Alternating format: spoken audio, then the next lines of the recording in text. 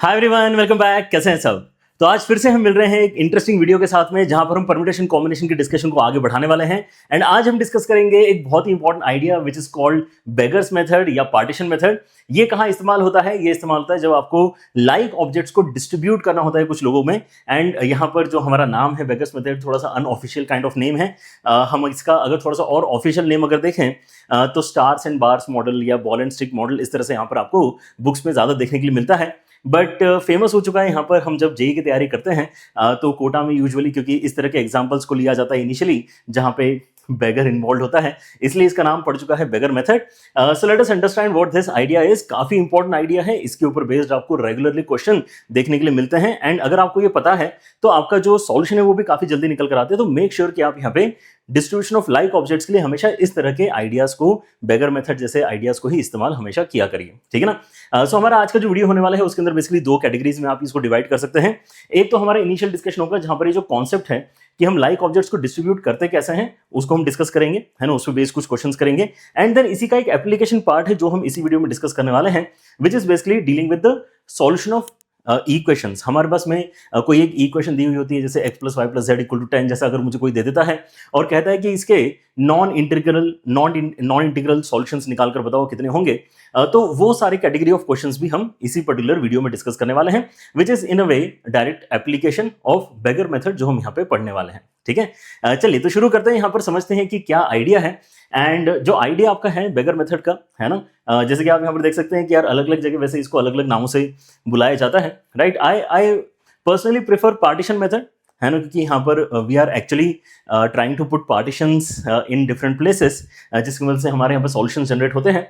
But ठीक है ना, आपको जो भी यहाँ पर नाम अच्छा लगता है आप उसको यहाँ पर आगे डिस्कशन में यूज कर सकते हैं। सो let us understand this main idea of distribution of like objects. अच्छा, यहाँ पर और एक इंपॉर्टेंट बात है कि ये जो भी हम आइडिया डिस्कस कर रहे हैं थ्रू थ्योरी एग्जाम्पल, उसके अंदर हम कोई भी रिस्ट्रिक्शन यहाँ पर मान के नहीं चल रहे हैं। तो आपका यहाँ पर जो आइडिया है that is being discussed with this basic example कि हमारे पास में 5 कॉइन्स हैं। मान लो कि सारे सारे लाइक कॉइन्स हैं, सबके सब ₹1 के कॉइन हैं, ठीक है ना। और हम यहाँ पे 2 बेगर्स में उनको डिस्ट्रीब्यूट करना चाहते हैं, ठीक है ना। तो that's why the name beggar method, ठीक है ना। क्योंकि जो हमारा इनिशियल एग्जाम्पल होता है वो बेसिकली इसी तरह का एक सिंपल सा एग्जाम्पल होता है, right. Distributing 5 like coins into 2 beggars, है ना। अगर आपको ये एक्टिविटी परफॉर्म करनी है तो इसको करने का सबसे आसान तरीका क्या होना चाहिए?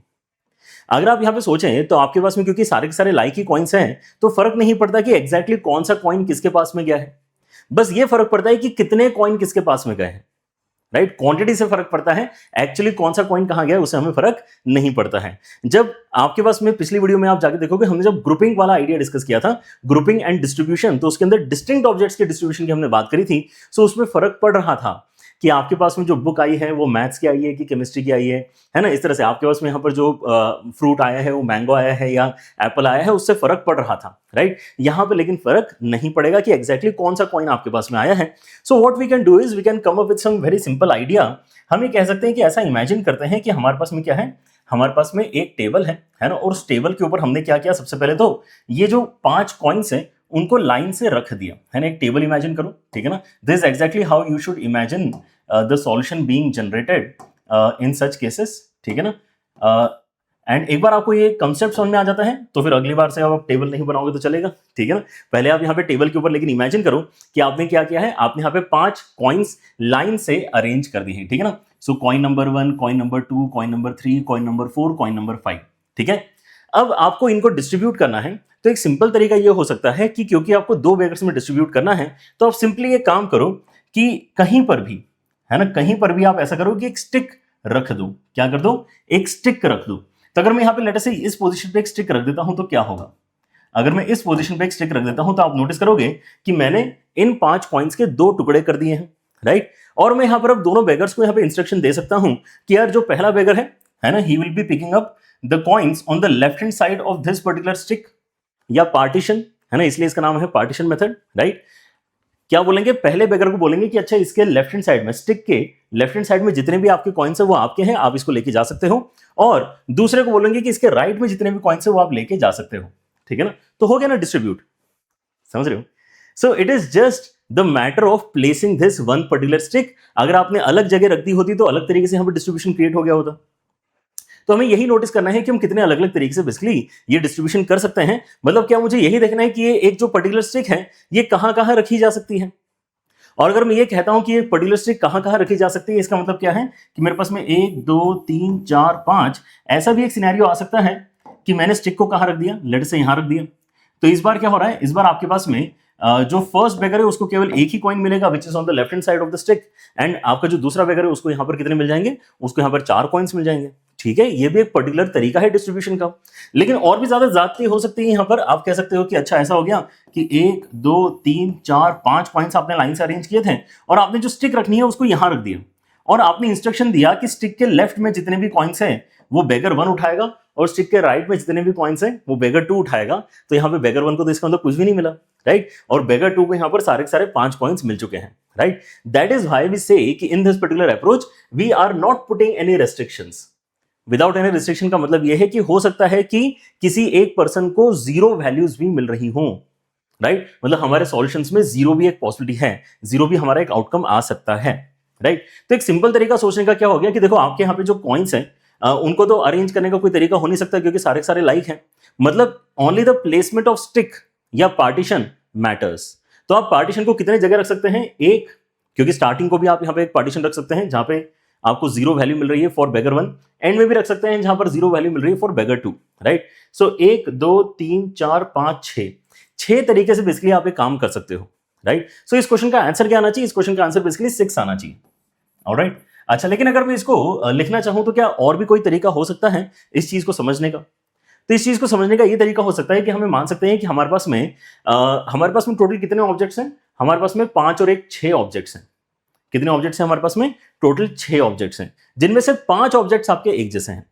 So rather than directly counting 6, क्योंकि आगे चल के हमारे पास में यहाँ पे जरूरत पड़ेगी कोई फॉर्मूला जनरेट करने की, तो हम वहां तक भी पहुंचने की कोशिश कर रहे हैं, राइट। सो हम क्या ये बोल सकते हैं कि ये जो 6 आंसर आया है ये कैसे आया होगा। हमने देखा कि हमें कितने ऑब्जेक्ट्स को अरेंज करना है, हमें टोटल 6 ऑब्जेक्ट्स को अरेंज करना है, तो वी वर एक्सपेक्टिंग कि 6 फैक्टोरियल आंसर आना चाहिए, लेकिन उनमें से 5 ऑब्जेक्ट्स आपके एक जैसे हैं।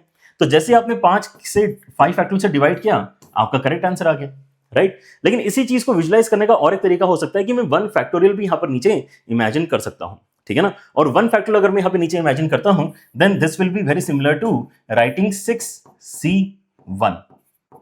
किसके जैसा दिखाई देगा ये, 6C1 के जैसा ही आपको दिखाई देगा, ठीक है ना। तो अलग अलग तरीके से यहां पर मैंने आपको भी चीजें लिख के दिखाई हैं। हम देखते हैं कि कौन सा सबसे कंफर्टेबल फॉर्मेट रहेगा टू गेट योर आंसर जब यहां पर चीजें थोड़ी सी ज्यादा हो जाएंगी, बड़ी हो जाएंगी, ठीक है ना।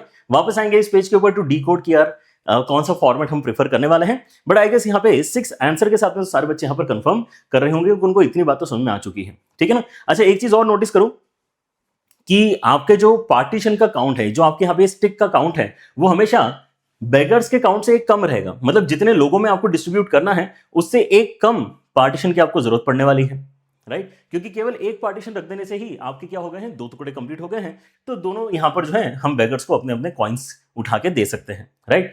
अगर मैं थोड़ा सा सवाल में चेंज करता हूं, बस इतना करता हूं कि अब मेरे पास में यहाँ पे 3 बेगर्स हैं, राइट। अगेन मेरे पास में कितने हैं, 5 कॉइन्स है, लेकिन इस बार बेगर्स 3 हैं, राइट। सो हम यहाँ पर क्या इमेजिन कर रहे हैं, फिर से 1 2 3 4 और 5 कॉइन्स लाइन से रखे हुए हैं। बट दिस टाइम अराउंड क्योंकि मुझे अब 3 बेगर्स में डिस्ट्रीब्यूट करने हैं ये 5 कॉइन्स, तो मुझे कितने पार्टीशन चाहिए होंगे, बीच में कितने यहाँ पर जो है स्टिक्स रख सकता हूं इस पर्टिकुलर टेबल के ऊपर। सो एक स्टिक लेटर से मैंने यहां रख दिया तो 2 पार्टीशंस हो गए, एक स्टिक यहां रख दिया तो मेरे अब 3 पार्टीशंस हो गए हैं, राइट। सो मैं इंस्ट्रक्शन क्या दे सकता हूं पहले बेगर को कि यार पहली जो स्टिक है उसके लेफ्ट में जो है वो आपके कॉइन्स है।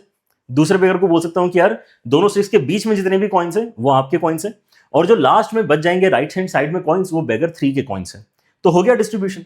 हमें डिस्ट्रीब्यूशन अगर करना है, मतलब यहाँ पे हम क्या बोल सकते हैं कि जितने अलग अलग तरीके से आप यहाँ पे इन स्टिक्स को अरेंज कर सकते हो अलॉन्ग विद दिस 5 कॉइन्स, उतना ही आपके यहाँ पे फाइनल आंसर भी बनना चाहिए।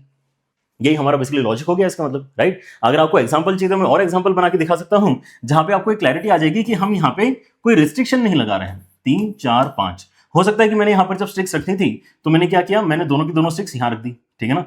पहला स्टिक भी यहीं पर है और दूसरा स्टिक भी यहीं पर है। इसका मतलब क्या है, अगर दोनों स्टिक्स ऐसे पास पास आ जाती हैं, जो कि आ सकती हैं, कोई दिक्कत नहीं है, तो इसका मतलब यह है कि आपके जो सेकंड बेगर को बेसिकली दोनों स्टिक के बीच वाले कॉइन्स मिलना चाहिए थे। अब उस बेगर को कुछ भी नहीं मिलेगा क्योंकि दोनों स्टिक्स के बीच में कुछ है ही नहीं, राइट। लेकिन हमारी इंस्ट्रक्शन तो चेंज नहीं हुई है ना। जो लेफ्ट स्टिक के लेफ्ट हैंड साइड में कॉइन्स है वो बेगर 1 के हैं, दोनों स्टिक्स के बीच में जो कॉइन वो बेगर 2 के हैं और जो राइट हैंड साइड में कॉइन बच गए हैं वो बेगर 3 के हैं, राइट। सो अब यहाँ पे जो इंस्ट्रक्शन है उसके हिसाब से बेगर 2 को कुछ भी कॉइन्स नहीं मिलने वाले हैं, राइट। ऐसे अगर आप और भी एक केस बना के देखना चाहो तो ऐसा हो सकता है कि ये जो 5 कॉइन्स है उनके साथ में एक स्टिक इस तरफ आ गई, एक स्टिक इस तरफ आ गई। अब क्या हुआ है, अब ऐसा हो गया कि दोनों स्टिक्स के बीच में ही सारे के सारे कॉइन्स आ गए, मतलब बेगर 2 को सारे पांचों कॉइन्स मिल चुके हैं और बेगर 1 को जो लेफ्ट स्टिक के लेफ्ट हैंड साइड में काउंट है वो तो 0 हो गया एंड बेगर 3 को जो राइट स्टिक के राइट हैंड साइड में काउंट है वो फिर से 0 हो गया। तो again we are able to create different cases just by placing the sticks in different places, है ना। आप जितने अलग अलग तरीके से इनको प्लेस कर सकते हैं उतना ही अलग अलग आपका क्या आ जाएगा, यहाँ पे फाइनल आंसर भी आ जाएगा। जल्दी बताइए। All these are basically different cases कि हम यहाँ पे तीनों बेगर्स में कॉइन कैसे डिस्ट्रीब्यूट कर रहे हैं। 1 2 2 है पहले वाले केस के अंदर, सेकंड वाले में 2 0 3 है एंड थर्ड वाले में 0 5 0 है, राइट। सो हम यहाँ पे इनके अरेंजमेंट को ही बस अगर यहाँ पे नोटिस कर लेते हैं तो इस पर्टिकुलर एक्टिविटी का जो पॉसिबल वेज आ सकते हैं वो एक्चुअली काउंटिंग हो रही है side by side. Alright, so now what we need to do is we need to think in this direction कि यार मेरे पास में बेसिकली कितने ऑब्जेक्ट्स हैं, उनमें से कितने लाइक है और कितने, है ना, यहाँ पे आपके लाइक है ना, लाइक एज इन बॉल आपके यहाँ पर जो कॉइन्स है वो कितने हैं और आपके यहाँ पे स्टिक्स कितने हैं, ठीक है ना। उसकी मदद से अरेंजमेंट जितने आप अलग अलग क्रिएट कर सकते हो उतना ही आपका आंसर बनना चाहिए, ठीक है ना। सो मेरे पास में अगर मैं देखता हूं तो किसी भी केस में अगर आप देखते हो तो आपके पास में क्या है, 5 तो हो गए आपके कॉइन्स जिनको हमें डिस्ट्रीब्यूट करना है और पार्टीशंस हमें जो चाहिए या जो हमें स्टिक्स यहाँ पर रखनी पड़ रही है वो कितनी है, 2 के बराबर है, क्योंकि हमें 3 बेगर्स में डिस्ट्रीब्यूट करना है। तो हमेशा एक कम स्टिक की जरूरत पड़ती है, एक कम पार्टीशन की जरूरत पड़ती है।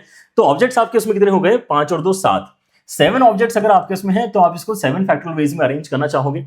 7 फैक्टोरियल वेज में अरेंज में करना तो चाह रहा था, लेकिन इनमें से आपके जो 2 पार्टीशन है वो एक जैसे हैं एंड जो आपके 5 कॉइन्स है वो भी एक जैसे हैं, राइट। सो ये आपका फाइनल आंसर बनना चाहिए।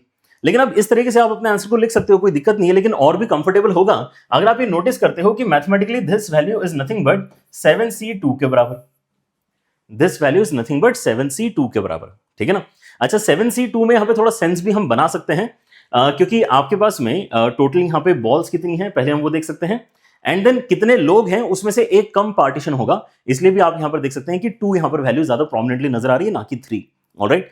क्योंकि हमें कितने लोगों में डिस्ट्रीब्यूट करना है उससे ज्यादा जरूरी हमें यहां पर लग रहा है कि कितने पार्टीशंस हमें यूज करने होंगे, right. So if I now want to generate some kind of result जिसको मैं क्वेश्चन में डायरेक्टली इस्तेमाल करके अपने आंसर को निकाल सकता हूं, तो इस पॉइंट पे काफी इजीली हम कर पाएंगे, ठीक है ना। हम क्या नोटिस कर रहे हैं कि देखो आपके पास में जो भी क्वेश्चन आएगा उसके अंदर सिचुएशन कैसे रहने वाली है कि यार मेरे पास में कुछ ना कुछ ऑब्जेक्ट्स रहेंगे, लाइक ऑब्जेक्ट्स रहेंगे जिनको मुझे डिस्ट्रीब्यूट करना है। जैसे यहाँ पे 5 कॉइन्स आपके लाइक हैं, हमें उनको डिस्ट्रीब्यूट करना है। सो वैसे ही कुछ आपका हर क्वेश्चन में रहेगा, तो उसको हम n से रिप्रेजेंट कर लेते हैं, राइट। कि यार कितने ऑब्जेक्ट्स आपके पास में हैं जिनको आपको डिस्ट्रीब्यूट करना है, कितने लाइक ऑब्जेक्ट्स आपके पास में जिनको आपको डिस्ट्रीब्यूट करना है, ठीक है ना। फिर आपके पास में कोई ना कोई काउंट रहेगा कि कितने लोगों में डिस्ट्रीब्यूट करना है, उसको हम यहाँ पे r से रिप्रेजेंट कर लेते हैं, राइट। सो आपका ये जो आंसर है ना, ये कैसे निकल कर आता है हर बार, ये आंसर निकल कर आता है n plus r minus 1 C are minus 1। कैसे निकल कर आता है, n plus r minus 1 C are minus 1। Why minus 1, क्योंकि आपने यहाँ पे अगर 3 बेगर्स की बात करी तो आपको पार्टीशंस कितने चाहिए, केवल 2 ही चाहिए, ठीक है ना। इसलिए यहाँ पर जो है r से एक कम आपको वैल्यू यहाँ पे यूज होते हुए हमेशा नजर आएगी एंड अगर आप इस फॉर्मूले को अप्लाई कर दोगे तो फिर से आपका आंसर क्या आएगा, यही आपका आंसर निकल कर आने वाला है। So we would want to remember this as the final result of beggar method, ठीक है। बेगर मेथड का ये फाइनल रिजल्ट आपका याद कर लो, ठीक है ना। क्या है फाइनल रिजल्ट, आप अगर देखोगे यहां पे तो number of ways of distributing n identical objects among r persons if each person may receive any number of object, मतलब विदाउट एनी रिस्ट्रिक्शन, 0 भी मिल सकते हैं किसी एक पर्सन को, ठीक है ना। तो अगर आपको ये करना है तो आपका आंसर क्या आता है, n plus r minus 1 C are minus 1, exactly what we have also written over here. जो हमने यहाँ पे एक बेसिक एग्जांपल से अभी यहाँ पे बात समझी है, उसी चीज को हमने फॉर्मूले के फॉर्मेट में कन्वर्ट कर लिया है, ठीक है ना। बेनिफिट क्या होगा, बेनिफिट ये है कि हालांकि ये पिक्टोरियल रिप्रेजेंटेशन जो है लाइक ऑब्जेक्ट्स के डिस्ट्रीब्यूशन का, ये है तो बहुत अच्छा है ना, इससे एक विजिबिलिटी आ जाती है कि हम एक्चुअली कर क्या रहे हैं, लेकिन हर बार ये करने में समय लगेगा। सो बेटर ये है कि हमने एक बार समझ लिया है ना, पिक्टोरियल रिप्रेजेंटेशन साथ में हमने समझ लिया है कि यार why is this method called ball and stick model, है ना। अब यहाँ पे कॉइन्स की जगह बॉल हो सकती है, लाइक बॉल्स दे दी, या स्टार्स एंड बार, है ना, स्टार्स दे दी आपने यहाँ पे और उनको जो है बार्स के साथ में आपने यहाँ पर जो है स्प्लिट कर दिया, या आपने पार्टीशन मेथड इसको बोल दिया क्योंकि आप बीच में अलग अलग स्टिक्स लगा के पार्टीशंस क्रिएट कर रहे हैं, ठीक है ना। सो ये सारे काम जो है ना, यहाँ पर एक ही चीज है, ये जो भी है ये सब एक ही है। अगर आप अलग अलग बुक्स में अलग अलग नाम देखोगे तो कंफ्यूज होने की जरूरत नहीं है। सभी जगह आपको जो फॉर्मूला मिलने वाला है it is going to be same. n like objects को r लोगों में अगर डिस्ट्रीब्यूट करना है विदाउट एनी रिस्ट्रिक्शन तो फॉर्मूला आता है n plus are minus one C are minus one. And also remember this कि भाई ये जो नोटेशन है ये एनसीआर का ही नोटेशन होता है, ठीक है ना, जहां पे ब्रैकेट में ऊपर और नीचे एक वैल्यू लिखी हुई होती है। सो ये आपका अपर इंडेक्स है, ये लोअर इंडेक्स है, ठीक है ना। तो इसका मतलब है n plus are minus one C are minus one, ठीक है ना। ऑलराइट, चलिए तो अब यहाँ पे सवाल में हम इसको अप्लाई करना स्टार्ट करते हैं and then will move on to the application part of this idea as well. So सवाल कैसे आ सकता है? सवाल ऐसे आ सकता है। अच्छा ध्यान से अब सवाल देखना, क्योंकि सवाल अगर है तो ऑब्वियसली कोई ना कोई मॉडिफिकेशन भी यहाँ पर आप एक्सपेक्ट कर सकते हो, ठीक है ना। यहाँ पर बोला जा रहा है number of ways of distributing 8 identical balls in 3 distinct boxes so that none of the boxes is empty। अब अभी अभी हम यहाँ पे इतने सारे है ना, हमने यहाँ पे डिस्कशंस किए हैं, सब जगह यहाँ पे लिखा हुआ था without restriction, without restriction, without restriction. उसके लिए हमने फॉर्मुलेस भी याद कर लिए हैं, ठीक है ना। क्या है? n plus are minus one C are minus one, n plus are minus one C are minus one, ठीक है ना। लेकिन अब जैसे क्वेश्चन आया तो इन्होंने रिस्ट्रिक्शन दी है, so that none of the boxes is empty. ये रिस्ट्रिक्शन हमें देके रखी है, राइट। सो क्योंकि हमें लॉजिकली पता है कि हम फॉर्मूला तभी अप्लाई कर पाएंगे जब कोई रिस्ट्रिक्शन नहीं होगा, so we would want to basically create a scenario जहां पे रिस्ट्रिक्शन ऑटोमेटिकली स्किप हमें करते आ रही है, राइट। और वो हम यहाँ पे काफी इजीली प्रैक्टिकल थॉट के साथ में कर सकते हैं कि यार मेरे पास में देखो 3 बॉक्सेस की कहानी है, ठीक है ना। 3 आपके कैसे हैं बॉक्सेस? डिस्टिंक्ट बॉक्सेस हैं। डिस्टिंक्ट बॉक्सेस कैसे पता चलेगा? लेट से आपने बॉक्स को नंबरिंग कर दिया, box number 1, box number 2, box number 3, तो ये डिस्टिंक्ट हो गए, है ना। 3 डिस्टिंक्ट बॉक्सेस हैं। Number of ways of distributing 8 identical balls in 3 distinct boxes. तो हम क्या कर सकते हैं, ये बोल सकते हैं कि यार देखो आपको कम से कम एक बॉल तो चाहिए, राइट। आपके इसमें अभी कितनी है? टोटल 8 बॉल्स हैं। सो 1 2 3 4 5 6 7 8। आप क्या कर सकते हो ना कि एक एक बॉल उठा के इन बॉक्सेस के अंदर डाल ही दो, है ना। ये वाली बॉल उठा के इस बॉक्स के अंदर डाल दो, क्योंकि लाइक बॉल्स है ना, फर्क नहीं पड़ता कि कौन सी वाली किस बॉक्स में गई है, लेकिन हमने एक एक बॉल उठा के पहले तो सबको दे ही दी। अगर हमने एक एक बॉल उठा के सबको दे दी है तो अब कोई भी बॉक्स एम्प्टी नहीं है, अब कोई भी बॉक्स एम्प्टी नहीं है। तो हम अब यहां पर जो है बिना डरे क्या कर सकते हैं, बचे हुए बॉल्स के ऊपर अपना जो बेगर मेथड है अप्लाई करके आंसर निकाल सकते हैं, समझे। So that is the idea to basically deal with such scenarios जहां पे हम पहले ही कुछ एक्टिविटी कर देते हैं ताकि रिस्ट्रिक्शन आपकी गायब हो जाए, ठीक है ना। Again the number of ways of distributing 8 identical balls in 3 distinct boxes so that none of the boxes is empty. तो हमने यहां पर गारंटी कर लिया कि none of the boxes is empty. और अब यहां पर हम क्या करते हैं, अब हम यहां पर बेसिकली बोलेंगे कि यार आपके पास में जो बेसिकली यहां पे n का वैल्यू इसका मतलब बचा है to distribute, it is only 5 ही आपको एक्स्ट्रा बॉल्स जिनको डिस्ट्रीब्यूट करना है। और अब अगर आप सोचो कि आपने क्या किया कि थर्ड वाले में ही पांचों के पांचों डाल दी, थर्ड वाले में ही आपने पांचों के पांचों डाल दी, तो क्या होगा, यहां पे टोटल 6 हो जाएंगी। यहां पे एक और एक तो पहले से ही है, तो कोई भी एम्प्टी नहीं है, और ये अलाउड आपका वेरिएशन होना चाहिए 116 डेफिनेटली एक अलाउड आपका वेरिएशन है, ठीक है ना। चलिए तो मतलब काम हो जाएगा। अगर मैं यहां पे अब n इक्वल टू 5 लेता हूं, r इक्वल टू 3 लेता हूं, तो हम यहां पे फॉर्मुला अप्लाई करके जो आंसर निकालेंगे वही इस क्वेश्चन का भी फाइनल आंसर होना चाहिए, ठीक है ना। सो फॉर्मुला क्या है, n plus are minus one C are minus one, ठीक है ना। तो हो जाएगा कितना, 7c2। अच्छा ऐसे कुछ आंसर आपका पिछले वाला भी आ रहा था क्या, 7c2। ऑलराइट, सो 7c2 आपका यहां पर वैल्यू कितना हो जाएगा, 7 × 6/2, मतलब ये आ जाएगा 21 के बराबर। सो इस क्वेश्चन का आंसर है 21, मतलब बी ऑप्शन इस क्वेश्चन में आपका करेक्ट होना चाहिए। सिंपल है ना। और एक करते हैं, चलो आपको यहां पर और अच्छे से यहां पर आइडिया आएगा कि यार एग्जैक्टली थॉट प्रोसेस क्या होनी चाहिए। अब यहां पर देखो क्या हो रहा है, find the number of ways of distributing 10 mangoes, 6 apples and 4 bananas among 3 students such that every student gets at least 1 mango. अब फिर से यहां पर दिक्कत है, ठीक है ना। अभी तक हम यहां पर कर रहे थे विदाउट रिस्ट्रिक्शन, तो कर ही रहे थे। अभी हमारे क्वेश्चन में विद रिस्ट्रिक्शन है, लेकिन उसको कैसे हैंडल करते हो मैंने सिखा दिया। लेकिन जो भी हम सीख रहे थे वो लाइक ऑब्जेक्ट्स के डिस्ट्रीब्यूशन के लिए सीख रहे थे, राइट। लेकिन अब इस क्वेश्चन में आप नोटिस कर सकते हो कि आपके इसमें डिस्टिंक्ट ऑब्जेक्ट्स भी हैं। मैंगोज और एप्पल्स और बनानास एक दूसरे में अगर कंपेयर करोगे तो डिस्टिंक्ट चीजें हैं। तो यहां पे हम इस कॉन्सेप्ट को कैसे अप्लाई कर सकते हैं, और साथ में ये रिस्ट्रिक्शन तो है ही कि आपके उसमें है ना every student should get at least 1 mango. So 2 level पे यहां पर जो है आपको काम करना है, राइट। एक तो डिस्टिंक्ट ऑब्जेक्ट से आपके मैंगोज, एप्पल्स और बनानास उनको डिस्ट्रीब्यूट करने के बारे में कोई थॉट जनरेट करना है, एंड एक आपका यहां पर है कि यार मैंगोज का डिस्ट्रीब्यूशन एटलीस्ट 1 वाला तो हो ही जाना चाहिए। तो अगर आप सही डायरेक्शन रखते हो, है ना, और अगर आप यहां पे प्रैक्टिकली सोचते हो, तो ये कोई ऐसे डिस्टिंक्ट ऑब्जेक्ट्स के डिस्ट्रीब्यूशन वाला केस बन ही नहीं रहा है। प्रैक्टिकली सोचो कि आप क्या करोगे। अगर आपको डिस्ट्रीब्यूट करना है यहां पे 3 स्टूडेंट्स के अंदर ये फ्रूट्स, तो आप बोलोगे यार पहले तो मैं मैंगोज ही डिस्ट्रीब्यूट करने के बारे में सोचता हूं ना, क्योंकि जब मैं मैंगोज को डिस्ट्रीब्यूट करने के बारे में सोच रहा हूं तो सारे के सारे लाइक है। कौन सा मैंगो किसके पास में क्या है ये कोई नहीं बोल रहा है, सब एक जैसे दिख रहे हैं मैंगोज, ठीक है ना। सो जब मैं केवल मैंगोज के डिस्ट्रीब्यूशन के बारे में सोच रहा हूं तब तो लाइक ऑब्जेक्ट्स का ही डिस्ट्रीब्यूशन है। So let that process and first. वो डिस्ट्रीब्यूशन मैंने कर दिया, अब मैं नेक्स्ट प्रोसेस पे जा सकता हूं कि and then I start distributing apples.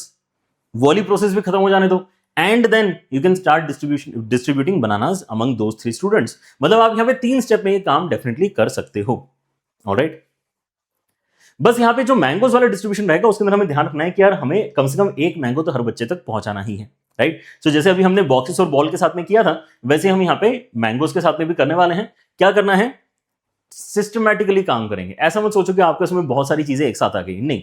मेरे पास यहां पर 10 मैंगोज है, मैं अभी केवल मैंगोज के बारे में सोच रहा हूं। अगर मैं केवल मैंगोज के बारे में सोच रहा हूं तो मैं यहां पे क्या डिकोड कर पा रहा हूं कि यार जितने भी स्टूडेंट्स हैं उन सबको एक एक मैंगो तो मिलना चाहिए, रिस्ट्रिक्शन है। क्योंकि एक एक मैंगो सबको मिलना चाहिए तो मैं कह रहा हूं कि एक एक मैंगो पहले सबको दे देते हैं। स्टूडेंट 1 को एक दे दिया, स्टूडेंट 2 को दूसरा दे दिया, स्टूडेंट 3 को तीसरा दे दिया। अब मेरे पास है ही नहीं इतने मैंगोज जितने स्टार्टिंग में मुझे दिख रहे थे। अब मेरे पास में केवल 7 मैंगोज है टू डिस्ट्रीब्यूट। अब मेरे पास में अगर केवल 7 मैंगोज है टू डिस्ट्रीब्यूट तो कोई दिक्कत नहीं है मुझे, है ना, क्योंकि अब मैं बिना डरे इनका डिस्ट्रीब्यूशन कर सकता हूं। क्योंकि अब मैंने एक्स्ट्रा किसी स्टूडेंट को और मैंगो नहीं दिए तो भी वो तो सेटिस्फाइड है कि चलो कम से कम एक तो मिल ही गया मुझे, राइट। हो सकता है कि मैंने यहाँ पे 7 बचे उसमें से 3 मैंगोज पहले वाले को दे दिए, 4 मैंगोज दूसरे वाले को दे दिए, तीसरा वाला 1 मैंगो है तो उसने मिनिमम डिस्ट्रीब्यूशन तो तब भी यहाँ पे कवर करके रखी है, राइट। ये बेनिफिट होता है यहाँ पे लाइक ऑब्जेक्ट्स के साथ में कि हमें यहाँ पे कोई सा भी एक उठा के दे देने में कोई दिक्कत नहीं होती, राइट। सो हम यहाँ पर क्या सोचेंगे कि यार पहले तो मैं बस ये सोच रहा हूँ कि मैं मैंगोज का डिस्ट्रीब्यूशन करूँ। मैंगोज कितने बचे मेरे पास में डिस्ट्रीब्यूट करने के लिए, केवल 7 बचे हैं। कितने स्टूडेंट्स में डिस्ट्रीब्यूट करना है मुझे, 3 स्टूडेंट्स में डिस्ट्रीब्यूट करना है। मतलब आर की वैल्यू आपकी क्या हो जाएगी, 3 के बराबर हो जाएगी। सो फिर से करते हैं, n plus are minus 1 C are minus 1। ये हमारा फर्स्ट स्टेप कंप्लीट हो गया जब हमने मैंगोज को डिस्ट्रीब्यूट कर दिया है। And then we will move on to the second step जब मैं एप्पल्स के डिस्ट्रीब्यूशन के बारे में बात करूंगा, ठीक है ना। तो ये मैंगोज का डिस्ट्रीब्यूशन कंप्लीट हो चुका है। एप्पल्स के डिस्ट्रीब्यूशन में हम क्या कहते हैं कि यार आपके पास में जितने भी एप्पल्स हैं, आपके पास में जितने भी एप्पल्स हैं इनको आप बस फ्रीली डिस्ट्रीब्यूट कर दो, क्योंकि इसके ऊपर कोई मिनिमम रेस्ट्रिक्शन तो है ही नहीं किसी के ऊपर, ठीक है ना। सो 1 2 3 4 5 6 एप्पल्स है आपके उसमें, मतलब n का वैल्यू 6 आ गया, plus r minus 1 C are minus 1, है ना। और r की वैल्यू यहाँ पे 3 ही है, 3 स्टूडेंट्स है हर बार हमारे पास में, ठीक है ना। तो ये वाला सिनेरियो इस चीज का हो गया। और ऐसे ही आप यहाँ पर कर सकते हैं नेक्स्ट आपके बनानास के लिए, सही है क्या। सो ये आप 3 स्टेप में अगर कंप्लीट करोगे तो आपको यहाँ पे बिना किसी दिक्कत के डिस्ट्रीब्यूशन करते आ जाएगा। ऑलराइट, इस बार कितने हैं, 4 ही बनानास है हमारे पास में। तो आप क्या करोगे, 4 प्लस 3 माइनस 1 सी 3 माइनस 1, राइट। इसको अगर आप नोटिस करते हो तो ये फाइनल आंसर आपका कितना बनता है, अगर आप देखोगे तो सी आंसर आपका यहाँ पर बनना चाहिए, ठीक है ना। यहाँ पे आ जाएगा 9C2, यहाँ पे आ जाएगा आपका 8C2, यहाँ पे आ जाएगा आपका 6C2 एंड सी आंसर इस क्वेश्चन में फिर आपका करेक्ट हो जाएगा, ठीक है ना। सो मेथड काम करती है, ठीक है ना। हालांकि हमने यहाँ पर जो मेथड पढ़ी है वो एक पर्टिकुलर अंडरस्टैंडिंग के साथ में पढ़ी है कि लाइक ऑब्जेक्ट्स ही होना चाहिए, कोई रिस्ट्रिक्शन नहीं होना चाहिए, but we can manage those things, है ना। प्रैक्टिकल सिनेरियो में उस चीज को हम समहाउ मैनेज करके अपने आंसर को निकालने के लिए वही same formula n plus are minus 1 C are minus 1 वाला यूज कर सकते हैं। Alright, okay. So if we proceed to one more question, यहां पर देखो क्या हो रहा है। अगेन दिखने में सवाल आपके यहाँ पर अलग अलग हैं, देखो, है ना। पिछले वाले में कुछ आपके बॉल्स का डिस्ट्रीब्यूशन था बॉक्सेस के अंदर, फिर उसके बाद में मैंगोज एप्पल्स बनानास का डिस्ट्रीब्यूशन था। अब यहाँ पर क्या हो रहा है, किसी एग्जाम की बात चल रही है, राइट। लेकिन इनहेरेंटली आप मैथमेटिकल कॉन्सेप्ट को अगर देखोगे तो कॉन्सेप्ट आपका रिपीट हो रहा है, राइट। तो आपको पीएनसी के क्वेश्चंस में नोटिस करना पड़ता है हमेशा कि दिखने में सवाल भले ही कैसा भी हो, है ना, बेस कॉन्सेप्ट क्या है उस क्वेश्चन का, उसको आपको पहले डिकोड करना पड़ता है, ठीक है ना।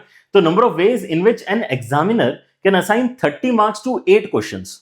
सो मेरे पास में 8 क्वेश्चंस है और मुझे 30 मार्क्स को डिस्ट्रीब्यूट करना है। So it is like similarly imagine कि मेरे पास में 8 लोग हैं और मुझे 30 कॉइन्स उनके ऊपर डिस्ट्रीब्यूट करना है। एक ही बात है ना। आप यहां पर मान सकते हैं कि every mark is basically 1 rupee coin, every mark is a 1 rupee coin, ठीक है ना। तो जो क्वेश्चन ज्यादा डिफिकल्ट है उसको मैं ज्यादा कॉइन दे रहा हूं, ज्यादा मार्क्स दे रहा हूं की जगह ज्यादा कॉइन दे रहा हूं, क्या दिक्कत है, ऐसा बोल सकते हैं, ठीक है ना। सो आप सिमेट्री यहां पर बैठा पाओगे between what we have studied and what the question is asking, ठीक है ना। Number of ways in which examiner can assign 30 marks, okay, so 30 coins to 8 questions, अच्छा 8 बेगर्स, ओके, इतने चीजें इतने लोगों में डिस्ट्रीब्यूट करना है, यही सेम चीज फिर से बोली जा रही है। Giving not less than 2 marks to any question, again there is a restriction, लेकिन क्या इस रिस्ट्रिक्शन को फिर से हम काफी इजीली बाईपास कर सकते हैं क्या? हम क्या बोल सकते हैं कि यार देखो आपके उसमें तो इतने सारे कॉइन्स है, 30 कॉइन्स है, और आपको कम से कम 2 कॉइन तो हर एक बेगर को देना ही है। तो ऐसा करो कि आप यहां पे दो कॉइन देके 16 कॉइन्स तो अपने जेब से खाली कर दो, राइट। आपके पास में क्या है, बेगर नंबर 1 जिसका नाम Q1 है ना, बेगर नंबर 2 जिसका नाम Q2 है, बेगर नंबर 3, ऐसा करते करते आपके इसमें बेगर नंबर 8 है, ठीक है ना। मतलब क्वेश्चन नंबर्स हैं, है ना, और हर एक क्वेश्चन का कोई ना कोई मार्क्स है, कम से कम 2 मार्क तो आपको देना ही है। तो हम यहां पर बोलते हैं कि अच्छा ठीक है, हम पहले तो देखते हैं कि यार कम से कम मिनिमम मार्किंग तो हर एक क्वेश्चन की हो ही जानी चाहिए, ठीक है ना। मिनिमम मार्किंग अगर आप देखते हो तो आपको कितनी मिल रही है, 2 ऐसा करते करते 2 आपकी मिनिमम मार्किंग मिल रही है। मतलब यहां पे जो मिनिमम मार्क्स आपके कवर हो चुके हैं वो कितने हो चुके हैं, 16 मार्क्स आपके कवर हो चुके हैं। मतलब अब आपको यहां पे जो अगला स्टेप करना है उसके अंदर आपको फर्दर कितने मार्क्स का डिस्ट्रीब्यूशन करना है, ठीक है ना, रिमेनिंग मार्क्स कितने हैं आपके पास में, राइट। रिमेनिंग मार्क्स की अगर आप बात करते हो देन दोज आर ओनली 14, ठीक है ना। 30 मार्क्स ही क्योंकि आपको पेपर बनाना था, 30 मार्क्स का ही आपका पेपर है, तो 14 मार्क्स आपके बचे हैं। लेकिन क्वेश्चंस तो अभी भी 8 ही हैं आपके पास में, क्वेश्चंस तो अभी भी आपके पास में 8 ही हैं, तो आपको 8 क्वेश्चंस में उन चीजों को डिस्ट्रीब्यूट करना है। सो अब ये सवाल कैसे बन जाएगा, ये सवाल बन जाएगा फॉर्मूले के पॉइंट ऑफ व्यू से कि आपको n चीजों का डिस्ट्रीब्यूशन करना है, वो कितनी है, n टोटल आपके पास में 14 के बराबर है। कितने लोगों में डिस्ट्रीब्यूशन करना है r, वो आपके यहां पे 8 के बराबर है। बस यहीं से आपका आंसर आने वाला है, समझे। n और r पता चल गया ना, तो आपको यहां पर अब क्या करना है, आपको यहां पर बस अपना फॉर्मूला अप्लाई करना है और आंसर कितना आ जाएगा आपका, n plus r-1 c r-1, मतलब ये हो जाएगा 21c7। यही इस क्वेश्चन का फाइनल आंसर है, राइट। 21c7 मतलब सी ऑप्शन इस क्वेश्चन में आपका करेक्ट हो जाएगा, राइट। ओके चलिए, तो अब एक बार आपको अगर एक कॉन्सेप्ट समझ में आ चुका है कि हम कितने इजीली यहाँ पे n plus r-1 c r-1 कर रहे हैं, तो आप यहाँ पर इसका जो एप्लीकेशन है उसके ऊपर आप ट्रांसलेशन कर सकते हैं। Number of solutions of equations, ये आपके सवाल जो है अगेन काफी फ्रीक्वेंटली पूछे जाते हैं, आपको इनका सॉल्यूशन निकालते सीधे सीधे आना चाहिए, ठीक है ना। बिल्कुल भी मुश्किल काम नहीं है, ठीक है ना। बस आपको समझना पड़ेगा कि this question is also beggar method का ही एप्लीकेशन। तो अभी जो फॉर्मूला हमने इस्तेमाल किया है वही सेम फॉर्मूला फिर से आपके यहां पर लगने वाला है, ठीक है ना। बट देन अगेन कुछ रिस्ट्रिक्शंस जब आ जाएंगे तो आपको यहां पे उनको बायपास करने का तरीका ढूंढना पड़ेगा ताकि आप बेगर मेथड अप्लाई कर पाओ, क्योंकि बेगर मेथड जब अप्लाई करनी होती है तो कोई रिस्ट्रिक्शन नहीं होना चाहिए। Beggar method works when there is no restriction, without restriction distribution होना चाहिए, मतलब किसी बेगर को 0 कॉइन मिले वो वाला सिनेरियो भी एक्चुअली अलाउड होना चाहिए, राइट। सो हम यहां पर देखते हैं आपके जो तीनों पार्ट्स हैं, है ना, 3 पार्ट्स में यहां पर हम इस क्वेश्चन को समझेंगे तो ऑटोमेटिकली आपके अंडरस्टैंडिंग है ना बेटर हो जाएगी। For the equation x plus y plus z equal to 10 find the number of non negative integral solutions, है ना, ऐसा आपका सवाल है। Non negative integral solutions, non negative इसका मतलब क्या है कि आप 0 भी अपने सॉल्यूशन में ले सकते हो। नॉन नेगेटिव इंटीग्रल सॉल्यूशन का मतलब यह है कि आपको 0, 5, 5 भी अगर मिल रहा है तो ये आपका एक एक्सेप्टेबल सॉल्यूशन है। अगर आपको यहां पे 0, 0, 10 मिल रहा है तो ये भी आपका एक एक्सेप्टेबल सॉल्यूशन है। अगर आपको यहां पे 1, 2, 7 मिल रहा है तो ये भी आपका एक्सेप्टेबल सॉल्यूशन है, ठीक है ना। तो आपके यहां पे 0 आना अलाउड है, मल्टीपल टाइम 0 आना भी अलाउड है, ऑलराइट। ये सभी आपके अलाउड वैल्यूज हैं, ठीक है। नॉन नेगेटिव है, लेकिन ऐसा नहीं कर सकते कि आपने -1, 0, 11 कर दिया। -1, 0, 11 हालांकि इस इक्वेशन को सेटिस्फाई कर रहा है, -1, 0, 11, लेकिन क्योंकि कंडीशन ये है कि नॉन नेगेटिव होना चाहिए, नेगेटिव नहीं होना चाहिए, तो आप यहां पे 0 एंड पॉजिटिव वैल्यूज को ही बस अपने आंसर्स में इंक्लूड करोगे और उसके हिसाब से आपको यहां पे काउंटिंग करके बतानी है। तो क्योंकि यहां पे 0 होना अलाउड है, इसलिए क्या आप यहां पे फिर से सोच पा रहे हो कि यार जैसे मेरे पास में 3 लोग हैं XYZ नाम के, और मैं 10 मैंगोज डिस्ट्रीब्यूट करना चाहता हूं या 10 कॉइन्स डिस्ट्रीब्यूट करना चाहता हूं 3 बेगर्स में, क्या ये वही क्वेश्चन हो गया कि मैं 10 कॉइन्स डिस्ट्रीब्यूट करना चाहता हूं 3 बेगर्स में? क्योंकि अगर आप यहां पे उस प्रैक्टिकल सिनेरियो को सोचते हो कि मुझे 10 कॉइन्स डिस्ट्रीब्यूट करना है 3 बेगर्स में, तो आप उसको इक्वेशन फॉर्मेट में कैसे कन्वर्ट करते हैं? आप बोलते हैं कि मान लेते हैं कि पहले बेगर को मैंने x कॉइन्स दिए हैं, मान लेते हैं दूसरे बेगर को मैंने y कॉइन्स दिए हैं, मान लेते हैं तीसरे बेगर को मैंने z कॉइन्स दिए हैं, तो यार तीनों बेगर्स को मिला के 10 कॉइन्स दिए ना मैंने। तो जो प्रैक्टिकल सिनेरियो है बेगर मेथड वाला, वो एक्चुअली इक्वेशन फॉर्मेट में ऐसा ही नजर आएगा, और एग्जैक्टली ऐसा ही नजर आएगा, क्योंकि यहां पे कोई रिस्ट्रिक्शन भी आपको ऐसा नहीं फील हो रहा। आप यहां पे जीरो भी अपने आंसर्स में ले सकते हो वेरिएबल्स की वैल्यू, राइट। मतलब इसका आंसर सीधे सीधे आपको फॉर्मूला अप्लाई करके ही मिल जाएगा। And what is the formula? Formula है बेसिकली आपका n का वैल्यू 10 के साथ में, r का वैल्यू 3 के साथ में, ठीक है ना। अगर अप्लाई करते हैं तो रिजल्ट आता है आपका 10 + 3 - 1 c3 - 1, मतलब हो जाएगा आपका 12c2, मतलब हो जाएगा 12 × 11/2, मतलब 66 इस क्वेश्चन में आपका फाइनल आंसर आएगा। Is that fine? 66 इस क्वेश्चन में आपका फाइनल आंसर बनना चाहिए। डन है? ऑलराइट, सो 66 मेरे ख्याल से इसको निकालने में किसी को दिक्कत नहीं होना चाहिए, क्योंकि हमारा यहाँ पर जो स्टैंडर्ड सिनेरियो है वही यहाँ पे इनिशिएट हो गया है। लेकिन अब देखो आगे के केसेस आपके लिए ज्यादा इंपॉर्टेंट है समझना, ठीक है। कि अगर कोई बोलता है पॉजिटिव इंटीग्रल सॉल्यूशंस, तो इसका मतलब क्या है? पॉजिटिव इंटीग्रल सॉल्यूशंस का मतलब है कि I will have to now eliminate few of the solutions जो मैंने केस 1 में इनकॉर्पोरेट किए थे, राइट। जैसे मैं ये नहीं ले सकता, ठीक है ना। जब कोई मुझे पॉजिटिव सॉल्यूशंस कहता है, पॉजिटिव इंटीग्रल सॉल्यूशन कहता है, मतलब मैं नेचुरल नंबर से यहां पे सोच पा रहा हूं, यहां पे मैं होल नंबर सोच रहा हूं, यहां पे मैं नेचुरल नंबर सोच रहा हूं, ठीक है ना, as the values of x y z. Alright, so जैसे आप ये बेसिकली अप्लाई करते हो कंडीशन, तो क्या आपको ऐसा फील हो रहा है कि यार मतलब आपका जो एक्स वाई जेड का वैल्यू है वो कम से कम 111 तो होना ही चाहिए।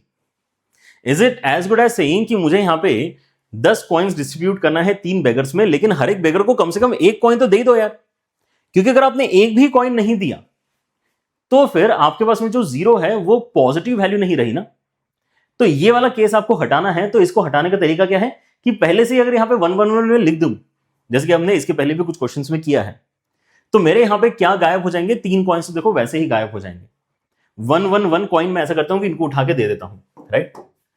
इन 10 में से एक कॉइन इसको, एक कॉइन इसको और एक कॉइन इसको मैंने पकड़ा दिया, ठीक है ना। तो हम यहां पर क्या कह सकते हैं कि चलो एक नया वेरिएबल यहां पे इंट्रोड्यूस कर देते हैं x1। x1 is a variable जहां पे पहले x वेरिएबल को या पहले बेगर को एक कॉइन जा चुका है, ठीक है ना। फिर ऐसे ही अगला वाला वेरिएबल बन चुका है y1। y1 is the variable जहां पर हम क्या कहना चाहते हैं कि जो सेकंड बेगर है उसको ऑलरेडी एक कॉइन जा चुका है, राइट। और वैसे ही z1 आ जाएगा जहां पे आपके थर्ड बेगर को भी एक कॉइन जा चुका है। सो एक एक कॉइन अगर आपका जा चुका है तो आपके उसमें यहाँ पे 7 कॉइन्स ही बचेंगे। एंड नाउ सिंस हमारा जो मिनिमम कंडीशन है वो ऑलरेडी मीट हो रहा है, आपको जीरो आंसर कभी भी नहीं मिलने वाला है, क्योंकि इन सभी प्लेसेस पे 111 तो हमने कॉइन डिस्ट्रीब्यूट कर ही दिए हैं, right.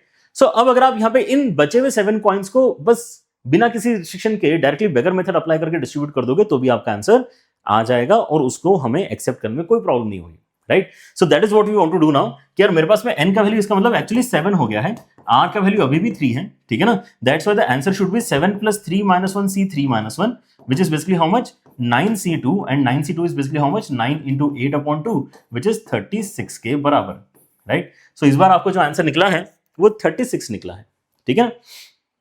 n + r - 1 c r - 1, alright, ठीक है। तो आपको यहां पर या तो इस तरीके से अपनी चीजों को हैंडल करते आना चाहिए, या फिर मैथमेटिकल अप्रोच आपको मैं बताता हूं कि मैथमेटिकली हम यहां पे इस चीज को कैसे रिप्रेजेंट करते हैं, सो दैट नेक्स्ट क्वेश्चन में भी आप यहां पे इजीली वही काम कर पाओगे, ठीक है ना। तो ये जो भी हमने यहां पे किया है उसी का मेथड 2 आप बेसिकली क्या सोच सकते हो? Substitution method. ये थोड़ा ज्यादा फॉर्मल अप्रोच हो गया, अभी जो हमने किया था वो थोड़ा सा इनफॉर्मल था, क्योंकि यहां पर हम कर तो वही रहे हैं जो आगे भी करने वाले हैं, लेकिन यहां से यहां तक आने का जो स्टेप है उसको लिखने का तरीका आपको बता रहा हूं कि यहां से आज तक आने का स्टेप क्या है बेसिकली, ठीक है ना। उसके बाद में आप यही वाला सॉल्यूशन आगे कंटिन्यू कर सकते हो, कोई दिक्कत नहीं है, ठीक है ना। सो हम कहते क्या है मेथड 2 में कि यार देखो आपको ये बोला गया है कि एक्स वाई जेड जो आपके यहाँ पे वेरिएबल्स हैं वो पॉजिटिव इंटीग्रल वैल्यूज होना चाहिए, राइट। क्योंकि आपको यहां पर बोला गया कि आपके x y z positive integral values होना चाहिए, इसका मतलब कंडीशन क्या है एक्स वाई और जेड के ऊपर कि ये 1 या 1 से बड़े होने चाहिए, जीरो नहीं हो सकते हैं, 1 या 1 से बड़े ही इंटीग्रल वैल्यूज आपको मिल रहे हैं, राइट। जैसे आप ये देखते हो कि यहां पे जीरो नहीं है, मतलब समझ जाओ कि यहां पे ब्रेगर मेथड डायरेक्टली नहीं लग सकता यहां पे, क्योंकि 0 0 0 नहीं है, जबकि यहां पे देखो 0 0 0 था। अगर आप इसको भी लिखना चाहते हो तो आप क्या बोल सकते हो कि कंडीशन ऑन द वेरिएबल्स क्या है? कंडीशन ऑन द वेरिएबल्स ये है कि x can be greater than और equal to 0, y can be greater than और equal to 0 and z can be greater than और equal to 0।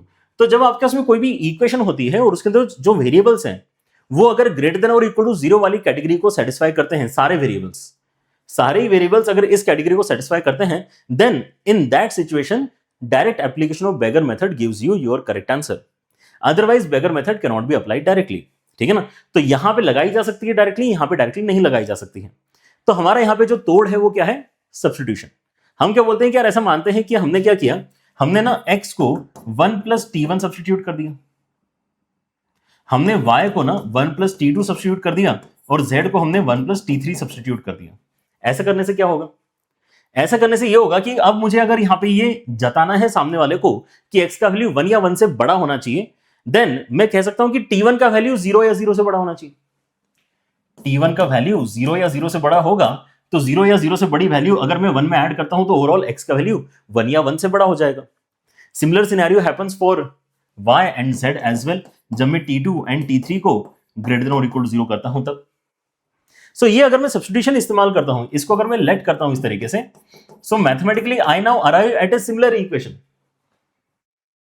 But I now know कि अगर मेरे पास में कोई खराब से यहां पे अगर यहां पे कोई रिस्ट्रिक्शन आ जाता है तो उसको हैंडल कैसे करना है सब्स्टिट्यूशन मेथड से, आप अगले वाले स्टेप में, अगले वाले पार्ट में उसको अप्लाई करके एक बार देख सकते हो। ठीक है ना? सो होने के वाला है आपके यहां पर अल्टीमेटली जो इक्वेशन बनने वाली है उसमें क्या करेंगे, x के प्लेस में, y के प्लेस में और z के प्लेस में रिप्लेस करेंगे। सो आपकी इक्वेशन अल्टीमेटली कैसे नजर आएगी? ये बन जाएगी आपकी 1 plus t1 plus 1 plus t2 plus 1 plus t3, ये होना चाहिए 10 के बराबर। सो 1 1 1 उस तरफ जाके कैंसिल आउट हो जाएगा, तो t1 plus t2 plus t3 ये आ जाएगा आपका 7 के बराबर। And now this equation has variables with this condition. समझे? तो आप अगर मैथमेटिकली यहां पे ध्यान रखना चाहो कि आपका बेगर मेथड लगेगा या नहीं लगेगा, ऑलवेज चेक द कंडीशन कि वेरिएबल के ऊपर क्या लगी हुई है। अगर वेरिएबल के ऊपर इस तरह की कंडीशन है जैसे कि इस इक्वेशन में भी है, तो आप बेगर मेथड इस पॉइंट पे लगा सकते हो। ठीक है, ग्रेट। अगर आपको क्लियर है कि इस पॉइंट पे आप बेगर मेथड लगा सकते हो, तो आपका बेगर मेथड के लिए करना क्या है ना? 7 तो आपके उसमें ऑब्जेक्ट्स हैं एंड r आपका यहाँ पे 3 के बराबर है। सो 7 plus 3 minus 1 c3 minus 1 which again gives you 36। ठीक है ना? ये हमारा बेसिकली सॉल्यूशन बनता है, एक फॉर्मल सॉल्यूशन बनता है, राइट? ये क्यों जरूरी है? क्योंकि हम यहाँ पे थर्ड वाला अगर एड्रेस करना चाहते हैं, तो यहाँ पे जैसे नेगेटिव वैल्यूज भी आ रहे हैं ना, तो वहां पे सोचना काफी मुश्किल हो जाएगा कि यार मैं प्रैक्टिकली कर क्या रहा हूं। यहां पर तो ये बोलना आसान था कि यार हमने क्या किया, एक एक कॉइन उठा के दे दिया, क्योंकि हमें एक्स वाई जेड की वैल्यू 1 या 1 से बड़ी चाहिए थी, तो हमने 1 1 प्रोवाइड कर दिया। तो अब जो भी मैं एक्स्ट्रा प्रोवाइड करूंगा उससे आपके 1 या 1 से बड़ी वैल्यू ही बनेगी। लेकिन अगर कोई मुझे कंडीशन दे रहा है कि -1 या उससे बड़ा होना चाहिए, तो क्या मैं बेगर से ही कॉइन मांग रहा हूं मेरे लिए? हाँ, ऐसा ही कुछ हो रहा है, लेकिन वो सोचना कितना वियर्ड है, राइट? सो इसलिए हम यहाँ पे क्या कर रहे हैं, एक फॉर्मल बेसिकली सब्स्टिट्यूशन मेथड सीख रहे हैं, ताकि आपके अगर वियर्ड से अगर लुकिंग यहाँ पर जो है कंडीशंस अगर आपके वेरिएबल के ऊपर आ जाती हैं फॉर द क्वेश्चंस जहां पे आपकी इक्वेशन सॉल्विंग इन्वॉल्व है, तो आपको टेंशन नहीं होगी, आप यहाँ पर सब्स्टिट्यूशन मेथड की मदद से काफी इजीली इस क्वेश्चन को आंसर कर पाओगे। ठीक है ना? So what are we targeting? We are targeting again the same equation x plus y plus z is equal to 10 but with a different condition on variables। ठीक है ना? कंडीशन ऑन वेरिएबल्स क्या है? x greater than -1, y greater than or equal to -1 and then z greater than or equal to 2। now imagine this कि भाई ये दोनों अगर आपने डिफरेंस अगर नहीं रियलाइज किया तो आपके आंसर एकदम से गलत हो जाएंगे।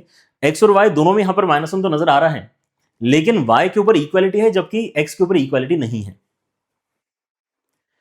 सो अगर आप ये कहते हो कि आपको इंटीग्रल सॉल्यूशंस ही चाहिए और x की वैल्यू आपको -1 से बड़ी चाहिए, तो इससे बड़ा इंटीजर कौन सा है? इससे बड़ा इंटीजर तो 0 ही है।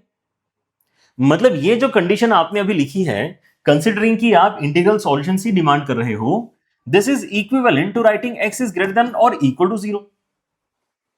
This is equivalent to writing x is greater than और इक्वल टू 0, क्योंकि 0 आप एक्सेप्ट कर रहे हो और उसके आगे के डेफिनेटली कर रहे हो एक्सेप्ट, राइट? सो ये तो अच्छी कंडीशन है, ये तो अच्छी कंडीशन है, इसको मुझे मॉडिफाई करने की जरूरत नहीं है। इन दोनों को मॉडिफाई करने की जरूरत है, क्योंकि यहां पे इक्वलिटी और यहां पर जो है हमें 0 नहीं नजर आ रहा। तो यहां पर हमारा सब्स्टिट्यूशन का जो तरीका है वो क्या है? एग्जैक्टली इसी नंबर को उठाओ और उसके साथ में t1 जोड़ दो, एग्जैक्टली इसी नंबर को उठाओ और उसके साथ में t2 जोड़ दो। अगर आप ऐसा करते हो तो आपका जो एक्स्ट्रा वेरिएबल यहां पे इंट्रोड्यूस हुआ है t1 t2, वो क्या हो जाएगा? ग्रेटर देन और इक्वल टू 0 हो जाएगा। बस हो गया आपका काम। x को तो मॉडिफाई करने की जरूरत ही नहीं है। हम करना क्या चाह रहे हैं? हम इक्वेशन सॉल्विंग वाले क्वेश्चंस को बेगर मेथड अप्लाई करके सॉल्व करना चाह रहे हैं, लेकिन बेगर मेथड तभी लग सकती है जब 0 हमारे पास में अलाउड होता है, राइट? क्योंकि किसी एक बेगर को कुछ नहीं मिला, ये हम स्टार्टिंग से डिस्कस कर रहे हैं, ठीक है ना। कहाँ कहाँ से डिस्कस कर रहे हैं हम, पता नहीं कब से, जब से हमने डिस्कशन स्टार्ट किया है ना, हमने लगाया था ना यहाँ पे पहले पेज के ऊपर कि यार ऐसा भी पार्टीशन लग सकता है कि लेफ्ट हैंड साइड में कुछ है ही नहीं, मतलब बेगर को यहाँ पर जो है कुछ नहीं मिला, सारे के सारे कॉइन्स दूसरे बेगर को मिल गए। तो यार बेगर मेथड के अंदर जो है एक्चुअली अगर आपको फॉर्मा यूज करना है या कॉन्सेप्ट यूज करना है तो रेस्ट्रिक्शन नहीं होना चाहिए। मैथमेटिकली वो दिखाई कैसे देता है, मैथमेटिकली दिखाई देता है इस तरीके से कि आपके यहाँ पे ग्रेटर देन और इक्वल टू 0 अलाउड होना चाहिए। तो बस हम यहाँ पे अपना जो रिप्लेसमेंट है वो कर देते हैं। रिप्लेसमेंट करने का मतलब क्या है कि y के प्लेस में चेंज होगा, z के प्लेस में चेंज होगा। तो आपका जो अब इक्वेशन है वो कैसे नजर आएगा, x के प्लेस में तो x अच्छा लग रहा है, यहाँ पे -1 + t1 आ जाएगा और यहाँ पे 2 + t2 चला जाएगा इक्वल टू 10 है। तो अगर आप यहाँ देखते हैं तो ये 1 बचेगा, उस तरफ जाके 9 हो जाएगा। So x + t1 + t2 equal to 9 is what I want to solve where each variable satisfies the required condition. इस इक्वेशन में जो भी वेरिएबल है ग्रेटर देन इक्वल टू 0 की कंडीशन सेटिस्फाई करें, मतलब इस पॉइंट में बिना डरे हम अपना बेगर मेथड अप्लाई कर सकते हैं। एंड बेगर मेथड क्या बोलता है कि आपको n इक्वल टू 9 नजर आ रहा है, r इक्वल टू 3 नजर आ रहा है, तो आपका आंसर क्या हो जाएगा, आपका आंसर हो जाएगा 9 + 3 - 1 c 3 - 1। ठीक है, आ गया, कितना आ जाएगा ये आ जाएगा आपका इसमें 11c2 और ये हो जाएगा इसका मतलब 11 × 10/2 मतलब 55। इस क्वेश्चन का आंसर बनता है। डन है। सो पहले क्वेश्चन का आंसर आपका यहां पर आया था सबसे ज्यादा 66। सेकंड क्वेश्चन का आंसर आपका यहां पर जो है थोड़ा कम आया था, 36 आया था। इस क्वेश्चन में क्या हुआ है, थोड़ी चीजें मैनेज हो गई, इधर से माइनस इधर से प्लस, ठीक है ना। तो आपका इसका आंसर फिर से थोड़ा बीच में कहीं आ गया है, 55 के बराबर इसका आंसर आ गया है, राइट। सो आपके पास में अलग अलग सिनेरियोज बन सकते हैं, that is what we want to basically discuss now. एक तो आपके पास में जो अलग अलग सिनेरियोज बन सकते थे बेस्ड ऑन की यार आपके वेरिएबल्स के ऊपर कंडीशन क्या है, वो हमने यहाँ पे डिस्कस कर लिया है, ठीक है ना। अब हम डिस्कस करना चाहते हैं एक सिनेरियो जहां पर आपको इक्वालिटी नहीं दी है, मतलब इक्वेशन नहीं दी है, आपको इनइक्वालिटी दे दी है। Find the number of non negative integral solutions. तो पहली बात तो नॉन नेगेटिव देख के हमें खुश होना चाहिए। नॉन नेगेटिव का मतलब ही होता है ग्रेटर देन और इक्वल टू 0, ठीक है ना। नॉन नेगेटिव का मतलब होता है ग्रेटर देन और equal to 0 which is in our favour, alright. लेकिन अब क्या नहीं है यहां पे अच्छी बात कि हमें इक्वेशन सॉल्व करना अभी पिछले क्वेश्चन में सिखाया गया था और यहां पे आ चुका है इनइक्वालिटी। यहां पर आ गया है x + y + z less than और इक्वल टू 10, ठीक है ना। अब ये भी बहुत अच्छा सिनेरियो है और बहुत इजी है इसको हैंडल करना अगर आप यहां पे इसको थोड़ा प्रैक्टिकली सोचोगे तो, ठीक है ना। हमें क्या करना है, x + y + z less than और इक्वल टू सॉल्व करना है। तो अभी तक जब हम x + y + z equal to 10 solve कर रहे थे तो हम कैसे इमेजिन कर रहे थे कि हमारे पास में 10 कॉइन से और 3 बेगर्स में हमें उसको डिस्ट्रीब्यूट करना है, या 10 मैंगो से 3 स्टूडेंट्स में डिस्ट्रीब्यूट करना है, ठीक है ना, ऐसा कुछ सोच रहे थे। तो हम ये मान के चल रहे हैं कि हमारे पास जितने भी कॉइन्स है या जितने भी मैंगोज हैं हम पूरे के पूरे डिस्ट्रीब्यूट कर देना चाहते हैं। अगर मैं यहां पे इस इक्वेशन को सॉल्व करता हूं तो one of the answers can be 1, 2 and 7। 1, 2, 7 definitely इसको सेटिस्फाई करता है। इसका मतलब क्या है कि मैंने यहां पर पहले बेगर को 1 कॉइन दिया, दूसरे को 2 कॉइन दिए, तीसरे को 7 कॉइन दिए एंड मैंने अपना काम खत्म कर लिया। मुझे 10 कॉइन्स का डिस्ट्रीब्यूशन करना था, मैंने दान कर दिया 10 कॉइन, ठीक है ना। But what does this mean, ये मीन करता है कि आपके पास में 10 कॉइन तो थे लेकिन आपने डिस्ट्रीब्यूट सारे सारे नहीं किए, आपके जेब में अभी भी कुछ कॉइन्स रहेगा। इसका मतलब समझ रहे हो, आप दान करने निकले तो थे लेकिन आप उतने दानवीर थे नहीं, ठीक है ना। आपने क्या किया, जितना आपके पास में था दान करने के लिए एक्स्ट्रा कैश, उसको भी आपने पूरी तरह से कंज्यूम नहीं किया है, right. So the solution can be 0, 0, 0 also, solution can be 1, 2, 3 also, solution can be 1, 1, 0 also, ठीक है ना। इस तरह के छोटे छोटे सॉल्यूशंस भी आपके एक्चुअली बनाए जा सकते हैं इस इनइक्वालिटी के लिए, ठीक है ना।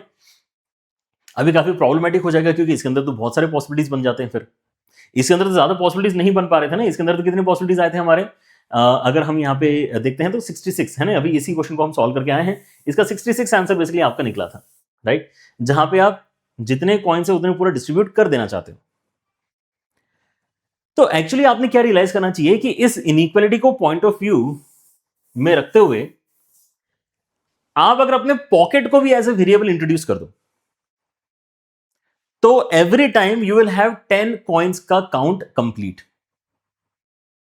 क्योंकि आप अगर लेटर से यहां पे 10 कॉइन्स डिस्ट्रीब्यूट करने निकले थे और आपने केवल 9 ही कॉइन डिस्ट्रीब्यूट किए हैं, इसका मतलब एक और कॉइन कहां गया, वो आपके पॉकेट में ही अभी भी, ठीक है ना।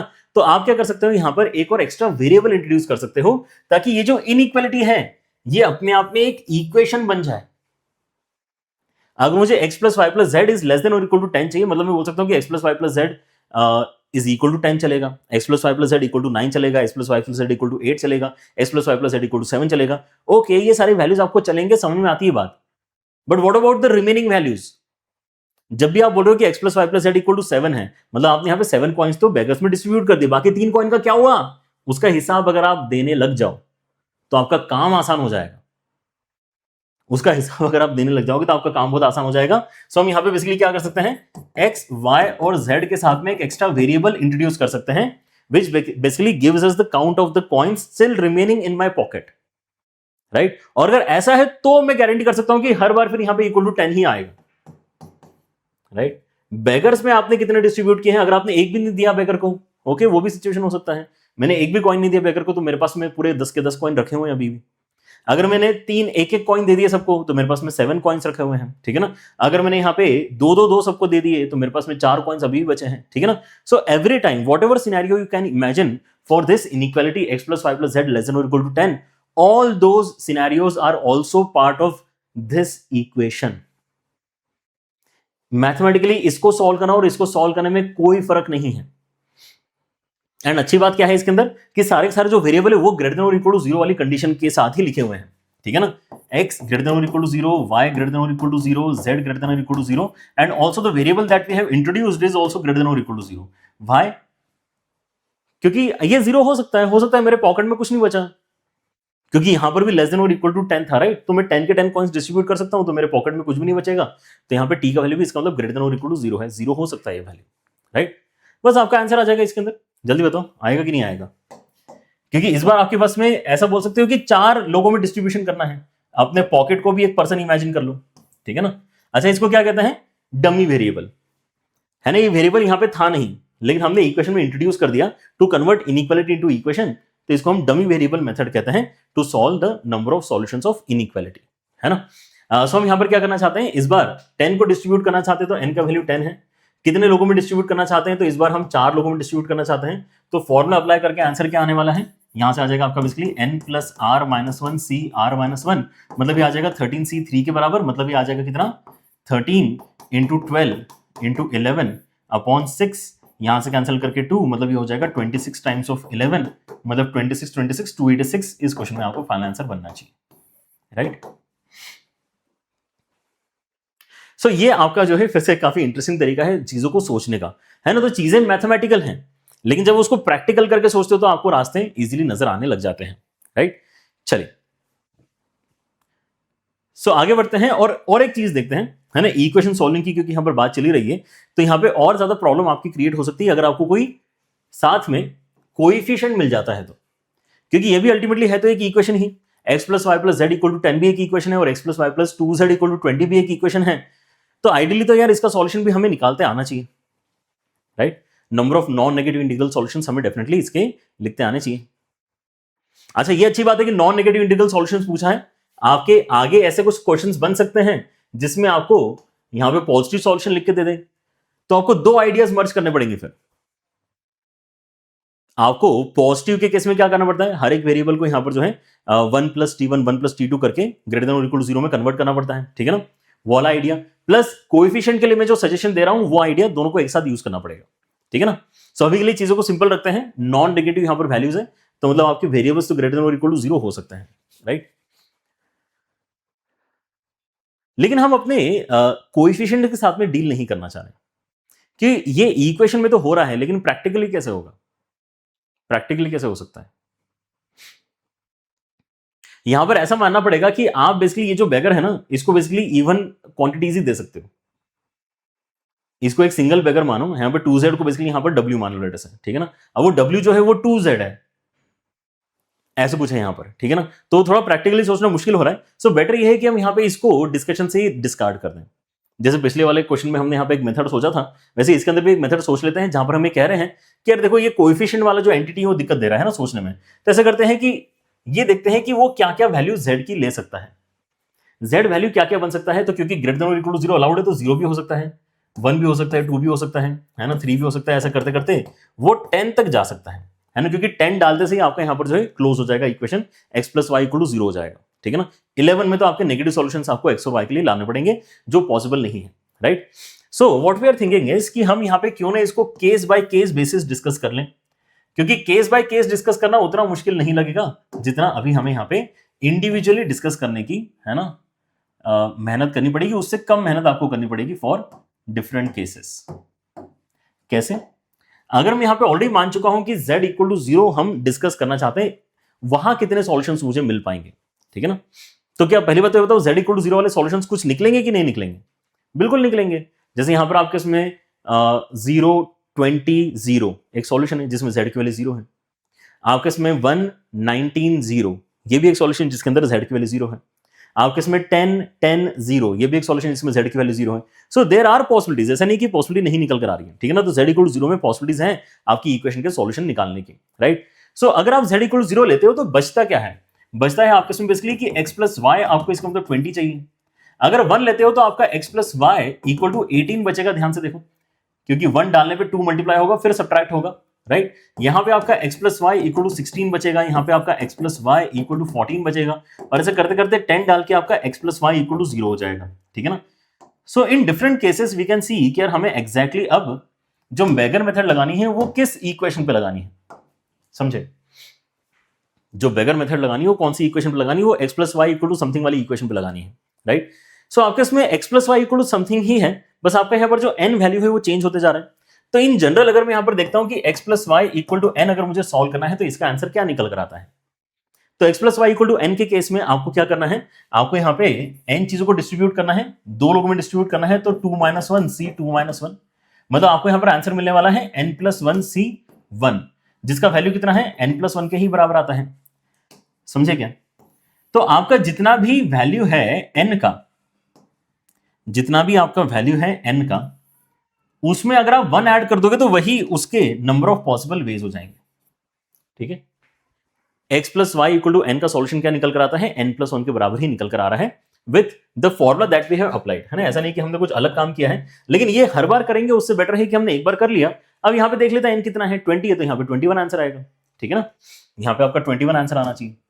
कितने वेज में ये काम किया जा सकता है, यहां पे आपका 19 आंसर आना चाहिए, यहां पे 17 आना चाहिए, यहां पे 15 आना चाहिए, ऐसे करते करते यहां पर 1 आना चाहिए। बस इन सबको ही ऐड करके आपका फाइनल आंसर आ जाएगा, राइट। इन सबको ऐड कर लो। तो ऐड करते समय आप यहां पर क्या बोलोगे कि आपको 1 से लेकर 21 तक का एडिशन करना है, एंड 1 से लेकर 21 तक का एडिशन अगर आपको करना है तो आप डायरेक्टली यहां पर क्या कर सकते हैं, ऑड नंबर्स का एडिशन करना है आपको, ऑड नंबर्स का एडिशन करना है। बस देख लो कि कितने ऑड नंबर्स हैं, राइट। सो आपके इसमें 11 ऑड नंबर्स हैं, यहाँ पे 1 से लेकर 21 तक, 1 से लेकर 21 तक आपके इसमें कितने ऑड नंबर से ये आपको निकालते आना चाहिए, 11 ऑड नंबर से आपके उसमें, ठीक है ना। सो 1 से लेकर 20 तक अगर जाते हैं तो 10 इवन 10 ऑड होते हैं। 1 से लेकर 20 तक अगर जाते हैं तो 20 इवन क्वांटिटी है ना, तो उसके अंदर क्या है, आधे आधे ऑड आधे आधे इवन है, ठीक है ना। सो 20 तक तो आपके इसमें 10 ऑड आ चुके थे, 21 एक और ऑड आ गया, तो 21 जो है आपका 11th ऑड नंबर है, राइट। सो या तो आप डायरेक्टली यहाँ पे 11 स्क्वायर आंसर बताते आना चाहिए आपको, है ना। 11 स्क्वायर आपको डायरेक्टली आंसर बताते आ रहा है तो बहुत ही अच्छी बात है, क्योंकि हमने यहाँ पर ये सीक्वेंस सीरीज में पढ़ा हुआ होता है कि sum of first n natural numbers is n square के बराबर। Sum of first n odd natural numbers, sum of first n odd natural numbers is n square के बराबर। अदरवाइज आपको यहाँ पे एपी नजर आ रहा है जिसको कॉमन डिफरेंस 2 है, तो आप वैसे आंसर निकाल लो, ठीक है ना। कि आपके यहाँ पे सम निकालना है 11 टर्म से आपके, तो n/2 into first term plus last term, right. तो कितना हो जाएगा 11/2 इंटू 22, यहां से कैंसिल करके 11 इंटू 11 मतलब 121 आपका आंसर आ जाएगा, ठीक है ना। सो n/2 into a plus L वाला फॉर्मुला अप्लाई कर लो, या फिर डायरेक्टली रिजल्ट आपको पता है तो आप डायरेक्टली उसको भी यूज करके 121 बता सकते हो, राइट। सो अभी हम क्या कर रहे हैं, हम यहाँ पे बेसिकली अपना जो एप्लीकेशन वाला सेक्शन है, ठीक है ना, इक्वेशन सॉल्विंग वाला, उसके अंदर देख रहे हैं कि क्या क्या कैटेगरी के क्वेश्चंस आपके अलग अलग बनाए जा सकते हैं, ठीक है ना। तो एक तो ये स्टैंडर्ड कैटेगरी है जिसको हमने पहली वाले एग्जांपल में डिस्कस कर लिया। दूसरा कैटेगरी था इनइक्वालिटी वाला। तीसरा कैटेगरी अभी हमने डिस्कस किया है जहां पर आपको कुछ कोएफिशिएंट्स दिख सकते हैं, राइट। सो बेस्ड ऑन कि आपके सामने किस तरह का सवाल आता है, आपको यहां पर जो है अपने क्वेश्चन को हैंडल करते आना चाहिए, right. And there is one more pretty interesting scenario जहां पर आपको इक्वेशन है तो सही, इक्वेशन तो इसको भी बोलेंगे, लेकिन यहां पे वेरिएबल्स मल्टीप्लिकेशन में है। Now when variables go in multiplication, तो आपको यहां पर सोचना कैसे है वो देखना पड़ेगा, बिकॉज ये normal x plus y plus z equal to 24 जैसा तो नहीं आने वाला, राइट। ये क्या चीज है? अगर आप यहां पे बोलते हो कि x into y into z, x into y into z, ये आपको 24 के बराबर चाहिए, ठीक है ना, and total number of positive integral solutions मुझे चाहिए। यहां पर भी सोच के देखना इसके बाद में कि अगर नेगेटिव भी अलाउड हो, केवल इंटीग्रल सॉल्यूशन बोला होता, पॉजिटिव नहीं बोला होता, तो आप यहां पर क्या सोचते हैं, राइट? वो भी एक आप अपने थॉट प्रोसेस के लिए यहां पे एक एक्टिविटी लेके जा सकते हो after this video.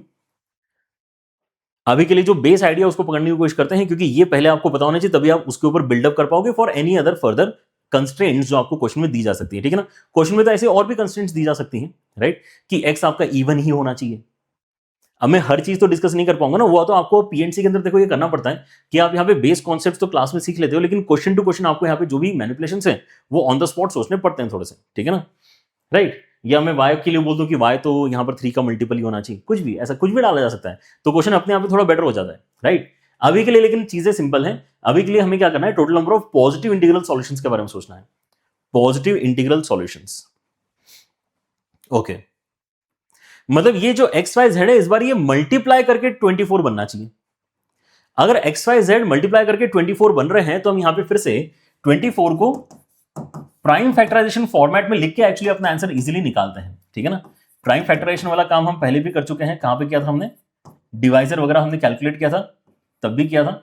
And in fact अगर आप यहां पे सोचोगे तो एक्स वाई और जेड ये सब क्या होंगे, ये डिवाइजर्स ही तो होंगे 24 के। क्या ऐसा कह सकते हैं कि एक्स वाई जेड आपके डिवाइजर्स ही होने वाले हैं, है कि नहीं? या कहना चाहिए फैक्टर्स होने वाले हैं, है ना। एक्स वाई जेड जो आपस में है, ये क्या है, 24 के फैक्टर्स ही हैं। लेकिन इस तरीके से फैक्टर्स हैं कि आप क्या करना चाहते हो, यहां पर इनको मल्टीप्लाई करके 24 भी क्रिएट करना चाहते हो। मतलब क्या मैं ये कह सकता हूं कि आपका जो x होगा वो अल्टीमेटली वो कहीं ना कहीं 2 की पावर में समथिंग, 2 के पावर में समथिंग एंड 3 के पावर में समथिंग कैटेगरी का होगा। और जो आपका y होगा वो भी 2 की पावर में समथिंग एंड 3 की पावर में समथिंग कैटेगरी का होगा। एंड जो मेरा z होगा वो भी 2 की पावर में समथिंग एंड 3 की पावर में समथिंग कैटेगरी का होगा। इसके अलावा इनका फॉर्मेट कुछ और नहीं हो सकता, जल्दी बताओ। और मुझे चाहिए कि ये अल्टीमेटली क्या हो जाए, ये अल्टीमेटली इक्वेशन आपकी सेटिस्फाई हो जाए, राइट। सो अगर आप इसको मैथमेटिकली समझना चाहते हो तो आप यहां पर क्या कर सकते हो, 2 का कोएफिशिएंट दोनों साइड और 3 का कोएफिशिएंट दोनों साइड कंपेयर कर सकते हो, राइट। सो अगर आप 2 के कोएफिशिएंट में देखते हो तो आपका 2 की पावर में क्या आना चाहिए, x1 plus y1 plus z1, and उसके साथ में 3 के पावर में कितना आना चाहिए, x2 plus y2 plus z2, and ये कंपेयर हो रहा है 2 की पावर 3 एंड 3 की पावर 1 के साथ में। मतलब x1 plus y1 plus z1 आपका 3 के बराबर होना चाहिए and x2 plus y2 plus z2 आपका 1 के बराबर होना चाहिए। These are the equations that we want to solve. और यहाँ पे आपके जो वैल्यूज है वो जीरो हो सकते हैं, समझे ना, आपके वैल्यू जीरो हो सकते हैं, क्योंकि आपका यहाँ पर लेटर से x2 का वैल्यू आपने 1 कर दिया, मतलब यहाँ पे 3:1 आ गया। अब बाकी जगह तो वैसे भी नहीं आना चाहिए फिर इसका मतलब, क्योंकि 3 एक ही जगह जा सकता था। अगर वो x के साथ में जाने का डिसाइड कर चुका है 3, तो 3 और कहीं नहीं जा पाएगा, क्योंकि आपको प्रोडक्ट की वैल्यू भी कितनी चाहिए, 24 के बराबर चाहिए। 24 के अंदर मल्टीप्लीकेशन करते समय एक ही 3 आता है, right. So that way if you think mathematically, इसको और सोचने का एक डायरेक्ट तरीका भी आपको बताता हूं, लेकिन मैथमेटिकली अगर आप सोचोगे तो इस तरह से आप सोच सकते हो कि प्राइम फैक्टराइजेशन पहले हमने यहां पर किया है, फिर देख लिया कि हमारे पास में कितने प्राइम नंबर्स अवेलेबल हैं। So every number that we are basically trying to create over here will have that same format, क्योंकि एक्स्ट्रा 5 थोड़ी आ जाएगा इसके अंदर, कहीं से 7 थोड़ी आ जाएगा, कुछ नए क्वांटिटीज थोड़ी ना आ सकते हैं।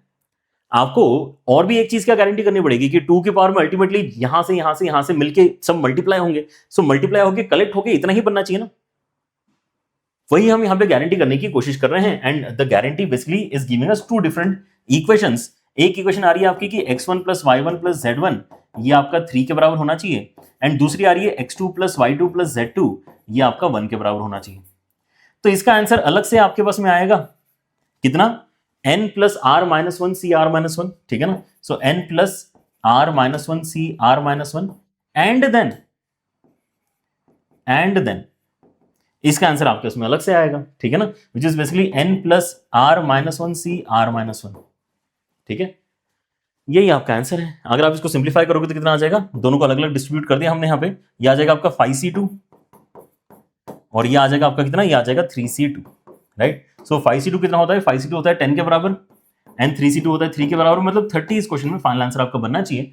मतलब डी ऑप्शन इस क्वेश्चन में आपका करेक्ट हो जाएगा, राइट।